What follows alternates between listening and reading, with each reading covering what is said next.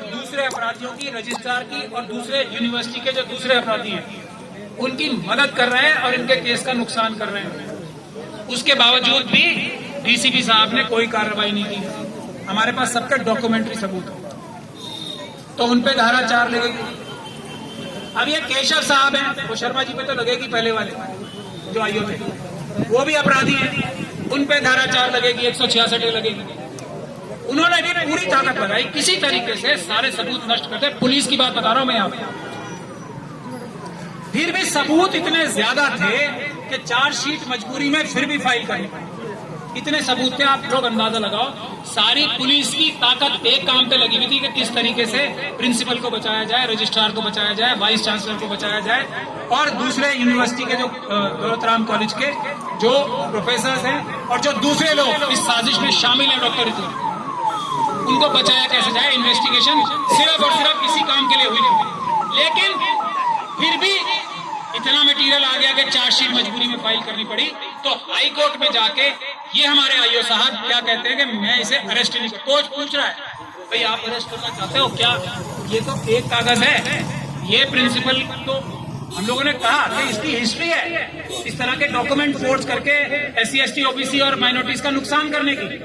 तो कोर्ट क्या पूछेगा भाई आपको कोई पुलिस रिमांड चाहिए अरेस्ट करके, अरेस्ट करने की, ताकि आप और जो अपराध हैं उनके बारे में पूछ सको?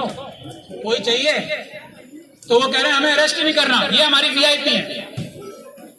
इस तरह की इन्वेस्टिगेशन होने के बावजूद भी चार्जशीट फाइल हुई है।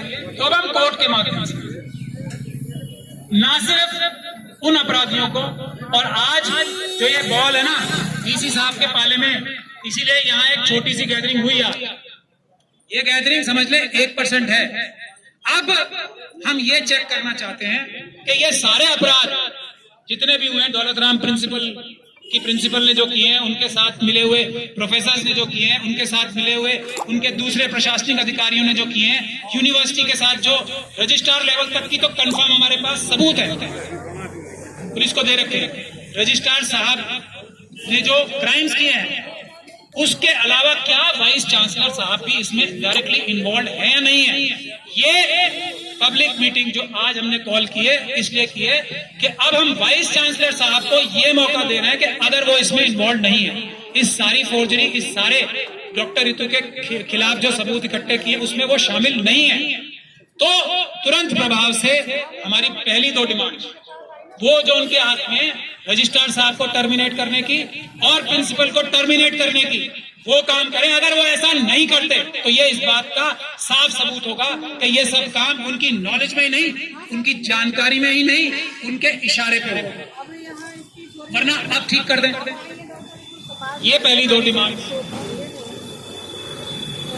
तो उसके बाद है 27 जो हजारों नौकरियां जो चुरा ली गई हैं, और इसीलिए डॉक्टर ऋतु का केस मजबूत और करना जरूरी है, क्योंकि ये अपनी नौकरी के लिए नहीं लड़ रही है। मैंने कहा ना कि इनको ऑक्सफोर्ड में मिल जाएगी नौकरी। ये अपनी नौकरी के लिए लड़ाई नहीं लड़ रही, ये सिर्फ ये दिखाने के लिए लड़ाई लड़ रही है कि खुद तो चाहे जिस भी तरह से, और बहुत सारे तरीके इन्होंने बताए हैं कि एक हमारे प्रधानमंत्री जी हैं, वो कहते हैं पकोड़े तलो, उससे अब ये PhD करके इस चीज के लिए भी तैयार है, मैं देश छोड़ के नहीं जाऊंगी, पकोड़े तक तल लूंगी, मगर ये अन्याय नहीं होने दूंगी।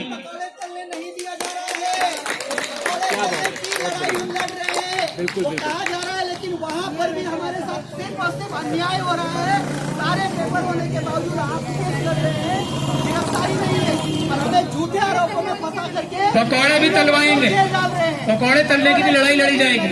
इसीलिए आप यहाँ पर हो ना, इसीलिए तो मैं बोल रहा हूँ आज जो ये समागम बन रहा है ना, ये सब लड़ाइयाँ एक साथ होकर लड़ने की। तो डॉक्टर ऋतु के केस में ये है कि जो 1 लाख के करीब नौकरियां, जो रिजर्वेशन का प्रोसीजर इन्होंने धोखाधड़ी करके चेंज किया है, डॉक्यूमेंट्स फोर्जरी की है, वो भी सब फोर्जरी है। जो SC ST एक्ट के तहत अपराध किया है, उसको पकड़वाने के लिए डॉक्टर ऋतु जो है ये संघर्ष कर रही है। इनकी अपनी नौकरी का नहीं है, ये एक ऐसा एग्जाम्पल सेट होना चाहिए। हम सब ने लाइन खींच के लड़ाई लड़नी है। ये इसमें डॉक्टर ऋतु एक ऐसी भगत सिंह जी की और बाबा साहब डॉक्टर अंबेडकर की फॉलोअर है जो पीछे हटने को तैयार नहीं है, ना डर के ना लालच से। तो एक एग्जाम्पल हमें ऐसा मिल गया है कि इस एग्जाम्पल के तहत हम अपने सभी लोगों को न्याय दिलवाएं।